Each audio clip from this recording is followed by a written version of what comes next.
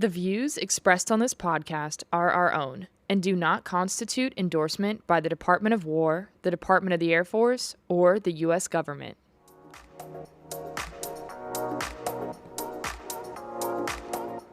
Bring us her triumphs, her challenges, her legacy.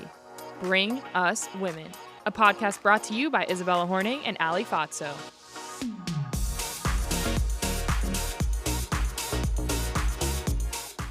Welcome back to the Bring Us Women podcast mini episodes. Today's conversation is one that carries weight, purpose, and deep remembrance. In a world that moves quickly and often forgets, today we're talking about choosing to remember, choosing to honor. We're joined by Hanna Born, the founder of Run to Remember, a mission born from a desire to ensure that the 2,977 lives lost on September 11th are never reduced to a number.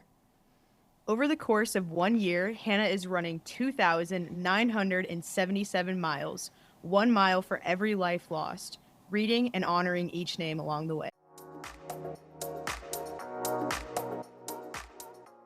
Welcome, Hanna. We're so excited to have you on the pod, and we can't wait to hear about this incredible journey that you're on. Yeah, thank you both for having me and for kind of helping shine light on this purpose. Well, yeah, we're glad that you're here and that you could carve out some time in your busy helicopter pilot schedule that you're on. But just kind of starting off for our listeners, can you tell us a little bit about yourself? Yeah, absolutely. So I'm Captain Hanna Born, currently serving in the United States Air Force, class of 2020 from the Air Force Academy. Right now, I'm a first assignment instructor pilot for the Air Force undergraduate helicopter training pipeline. So I have the opportunity to meet and fly with basically all of our future Air Force vertical lift aviators.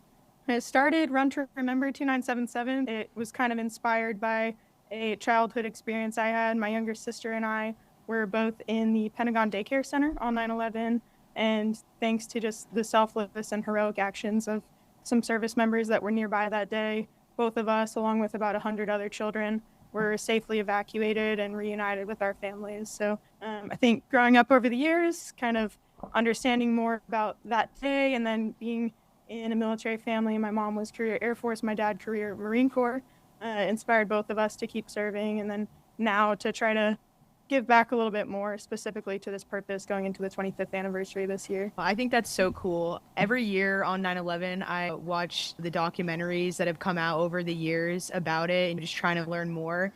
And every year I'm just reduced to tears, just like imagining how everybody felt on that day. So knowing that you were a part of that, like experiencing that is super crazy to hear. But I think it's such a cool way to, give back and to remember all those names, what you're doing. Absolutely. Yeah, my family, obviously, we know how blessed we were to be reunited at the end of the day, and we share all of the same emotions with you each anniversary when we have the chance to reflect, remember, engage with other families that have their personal connections to it, and then just learning more over time about how it's continued to impact so many lives. Yeah. And kind of speaking about that, so we kind of talked about it in the intro. Each mile, you kind of use that to represent a name. Why is that really important to you? I think the design of it, running 2,977 miles for each of the people that we lost that day, one was as a response to just, like I said, recognizing how blessed our family was. We had the opportunity to be reunited, which we know so many people didn't, and kind of wanting to acknowledge, we know that that's a hole that can never be filled, but we want you to know that there's somebody out here that remembers your loved one. And, if they log onto social media one day just to hear that name spoken in a way that maybe they haven't for the last 20, 25 years, I hope that that's something that can make them feel less alone. And then for the people that weren't as directly impacted, I thought running a mile for every individual was a way to humanize it a little bit. I think for a long time after 9/11, it was this untouchable thing. Like, if somebody spoke about 9/11, you knew they were doing so from a place of the utmost respect, and it was going to be a very poignant conversation and memory. And over the past few years, I feel like I've gone on social media and seen it almost used as a punchline in some cases with the types of edits and stuff that people put together. And so for me, like, for the generations that are on these types of social media platforms that don't necessarily have a personal connection to it or really understand how impactful it was, I don't want that to be their takeaway from the day.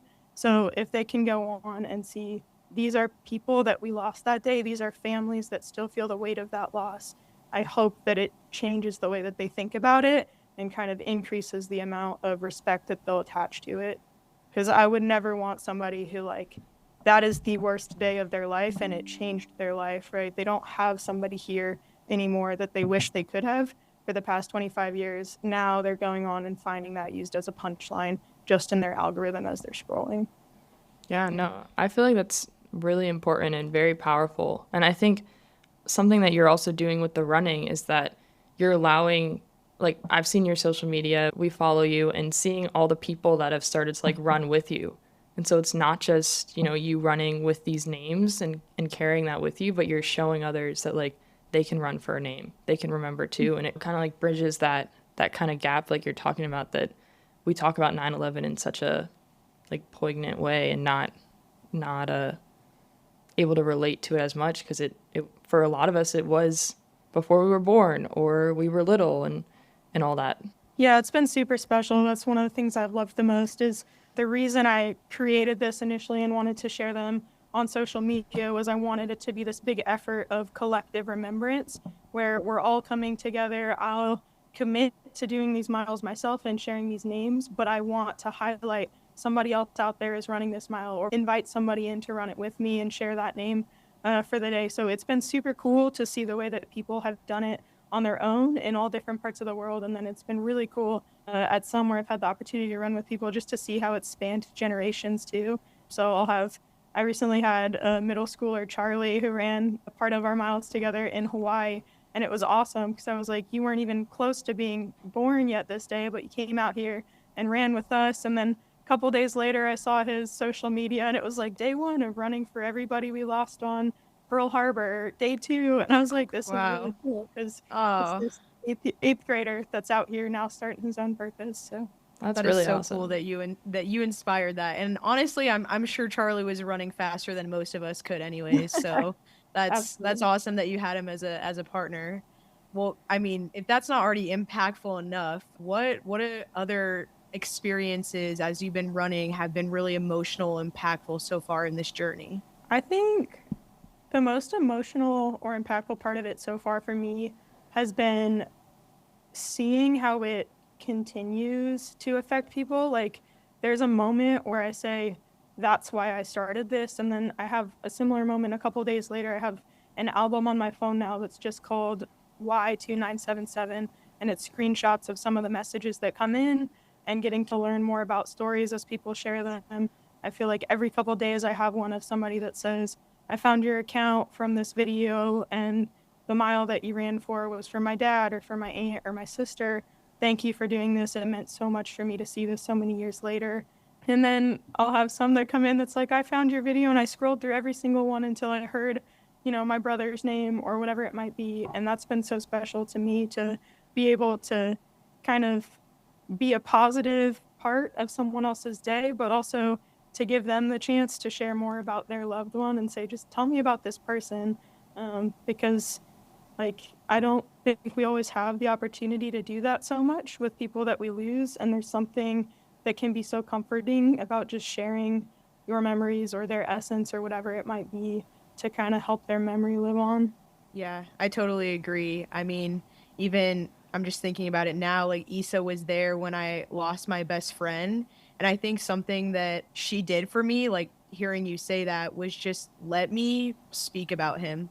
Let me talk about him, which I know a lot of people, after they lose someone, they feel like that person doesn't want to talk about it. But oftentimes we want those memories to live on. We want to talk about them as much as we can. We don't want their name to be forgotten. So that couldn't be closer to the truth about what helps people heal from that kind of experience. Absolutely. And I'm so glad to hear that you had someone that could support you in that way and kind of just be there to remember with you because it's never enough time with our loved ones, but the memories that they leave us with are so beautiful and being able to like share those with other and help others get to know them can be so healing too. Yeah, absolutely.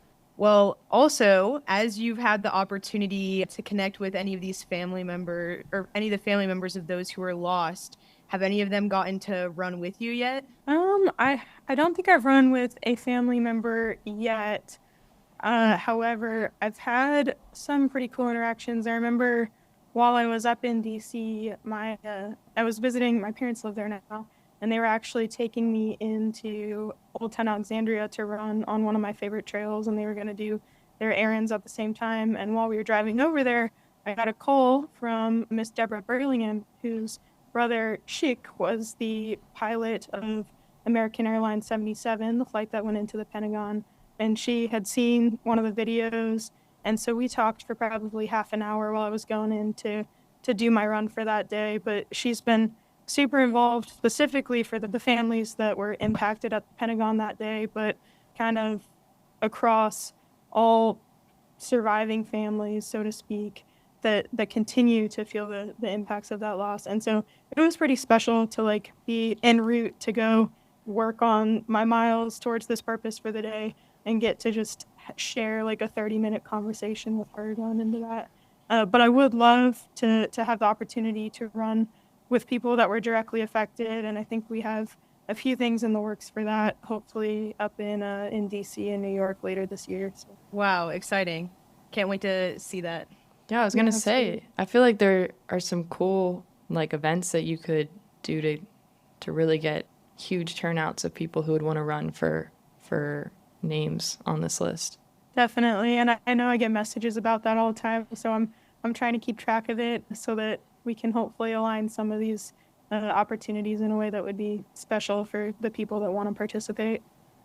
Yeah, I mean, let us know when you come to DC because I'm on a new running journey, and so I would love to run with you for Perfect. these.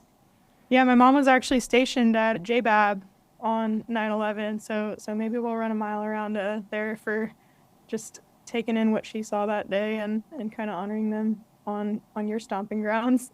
Yeah, for sure. Well, we know that speaking of running, 2,977 miles is no small feat. That's an enormous physical commitment that you've committed yourself to.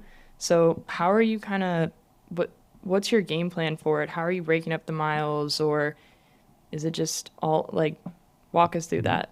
I think I'm at the point where I'm realizing that it was a pretty ambitious amount to take on in 1 year. I think if you math it out, it equates to between 8 and 9 miles a day, which the miles surprisingly haven't been the challenging part for me. It's been like the time that I want to put into it to um, earlier on, I was sharing more of the stories along with the miles, and now it's sharing the names, editing the videos together, and like I want to respond to everybody that's sending me messages and whatnot. So I think it'll probably end up taking longer than a year because I want to continue doing it in a way where I can interact with people and have it be like an experience, not a check the box type of thing.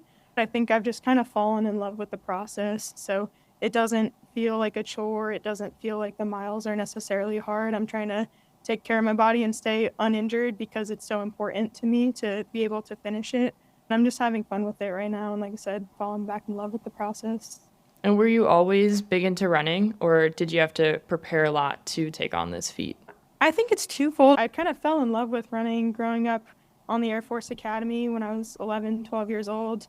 And it's been a huge part of my life ever since. I went through a bit of an injury in high school and ended up not running in college. And I think, like any time that you go through an injury, it can be kind of frustrating to come back and be a few steps behind where you were. So physically and mentally, it can be hard to push through that. And I was kind of going through a similar experience. I was sidelined for about 6 months last year, but I think I had a different experience where coming back from that, I was just so grateful to be running again and to be doing the thing that I love that I almost didn't feel any of that frustration. And that mindset has kind of followed me into this Run to Remember 2977 journey where I'm just so grateful to be able to do this every day that I don't even feel like I necessarily needed physical preparation or whatever. It's almost like my mind is doing the work and then everything else follows because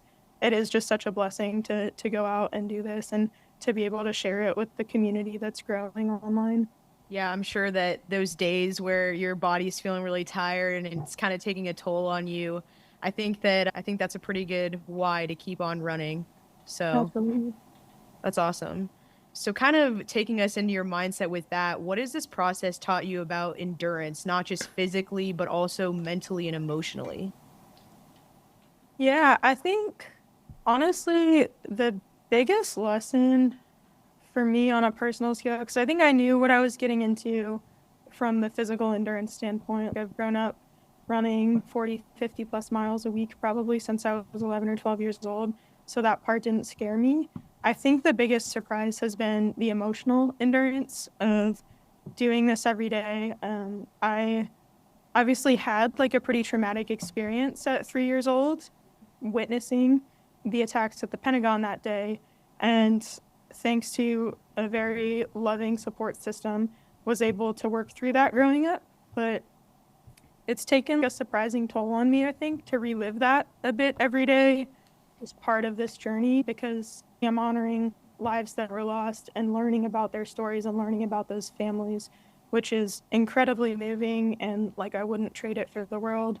At the same time, going on social media, like it's hard because I do see all these stories every day, specifically on this account because of what it's dedicated to. It attracts that same type of content. And so it can be hard. So I think the biggest thing for me has been probably the emotional endurance of how to see that and then how to take like the inspiring pieces of it or kind of I guess the growth pieces of it without allowing myself to get stuck in what can otherwise be kind of triggering or traumatic or especially sad. So that's been a lesson throughout and it's given me I think more of an appreciation for how people continue to be impacted by these types of events. Yeah, I think just like you said in the beginning too, with like how fast like our society moves with things, like especially traumatic things in our society, how it's like one day there was a mass shooting and the next day we're not even talking about it anymore.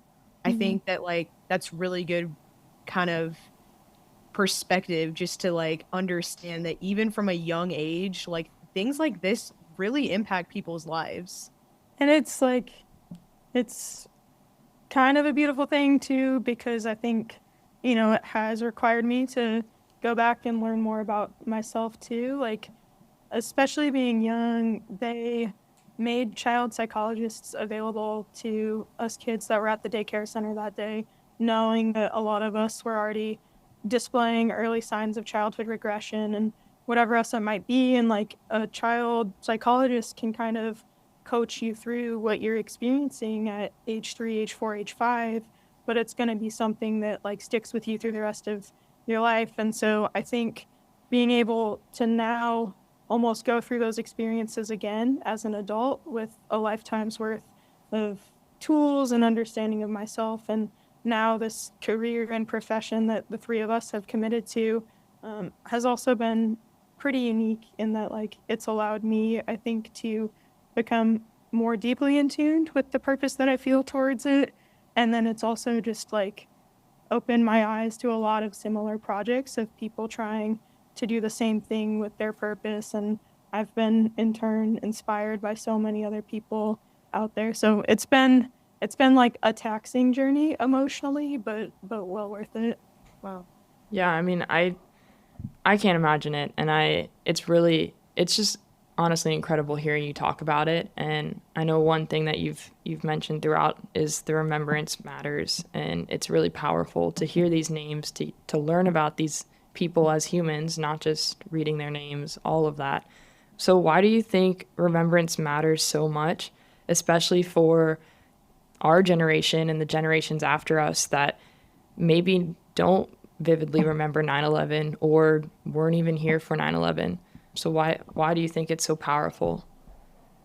Yeah, I think I kind of look at it through two lenses. So, one being what I mentioned a little bit earlier of there are almost 3,000 families out there that have lived 25 years with an unfillable hole in their hearts and in their lives.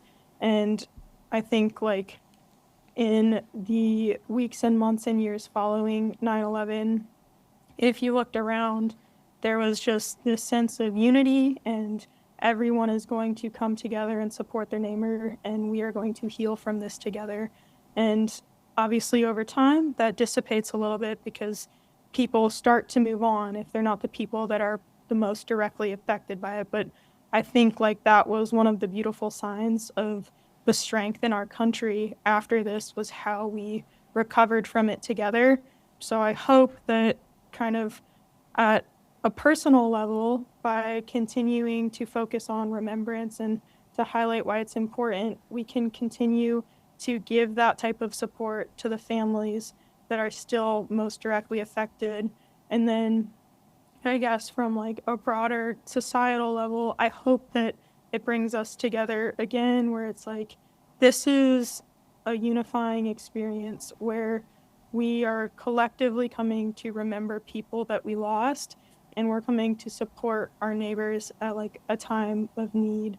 And I just remember that being like a pretty apparent theme to me, even as a 3, 4, 5 year old driving around and just seeing the signs of support, whether it be flags in people's yards or people coming over to the house. I know my sister and I had a rotation of babysitters afterwards because people knew that we didn't have the childcare option that we used to while my mom was still working 24-hour shifts. So I think it's kind of a combination of wanting to send that message of personal remembrance and support, and also like why it's important collectively to just come together and love and support each other. Yeah, and you make a good point of the support shouldn't stop just because maybe it's a year past the event that has happened.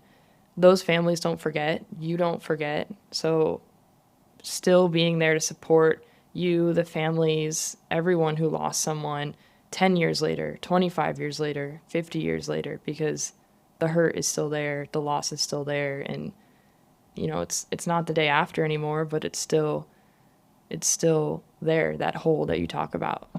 Absolutely. Hannah, if there was one thing that you wanted people to take away from your mission, what would it be? See, this is hard because I'm not much of like a one thing person. It doesn't So have to be one thing. Let's just anything. What do you It can want be a people to take list. away? It can be a set of bullets. I think I'm gonna kind of do the same thing where I divide it into two prongs again. So for if there's one thing that the families that are the most immediately impacted take away, I want it to be that we are here with you, we remember, and we still want to know and learn about your loved ones. I want them to know that there's a support system and that our nation's promise, when you hear never forget, is still being upheld. And then on the other side of it, I think, I'd like the newer generations to learn about the impacts of that day. I want them to learn how many people were impacted by it and kind of grow an appreciation for what a pivotal point that was in our nation's history. At the same time, I understand that it's not necessarily going to be a project that everybody feels like they immediately relate to. But even if it's not, I hope somebody will see it and say, this is a good thing that social media can be used for. And to do something like this, all I need to be able to do is like go out, and it might not be running a mile, it might be whatever you do, but I can record something with a positive message and post it and hopefully make a difference. So if there's any takeaways from my project, I think I would hope it would be those couple things. No, and I think that's so powerful, and what you're doing is so powerful. So can you let our listeners know how they can follow along and how they can support Run to Remember 2977? Absolutely. Yes, it's at Run to Remember 2977 on Instagram is kind of the main platform where I post everything. I've recently tried to expand it to Facebook as well to make it available to another generation, a broader audience. But to support it, really the best thing would just be to come on, follow, be part of this journey every day. Remember these names with me, share it, help kind of grow this effort of collective remembrance. And then for anybody that's getting out there and logging miles of their own, please tag the account. Let me showcase how many different people and how many different places are remembering loved ones. If they want to run for specific names, just shoot me a message and I can send them names to run for. or they can go on any of the 9/11 Memorial Museum, the Pentagon, Flight 93, any of those websites, and just kind of pick some names, learn about those stories themselves. But I would love to keep growing this community of remembrance and keep highlighting how many people are out there running for a purpose. Thank you so much, Hannah. Honestly, we can say that you are one of Bring Us Women's favorite influencers. So we're happy to support your journey and be here to run alongside you for some of the miles. We can't commit to all of them, but we'll definitely commit to some of them with you. Perfect. I'm a big fan of you guys also. So thank you for continuing to highlight stories and just be such good supporters of so many people out there that are trying to make differences with their lives. So it's awesome to meet you both, and I'll definitely be following along with the Bring Us Women journey.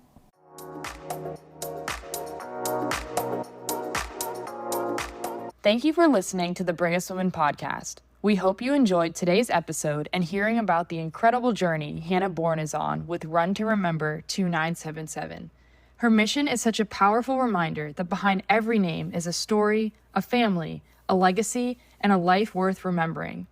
If you want to follow along with Hannah's journey and support her mission, you can follow Run to Remember 2977 on Instagram.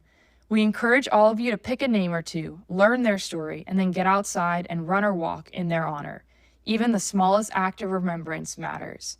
Make sure to follow us on Instagram at Bring Us Women and wherever you get your podcasts to stay up to date on all things Bring Us Women.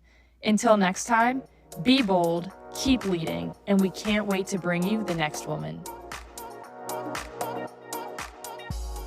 The views expressed on this podcast are our own and do not constitute endorsement by the Department of War, the Department of the Air Force, or the U.S. government.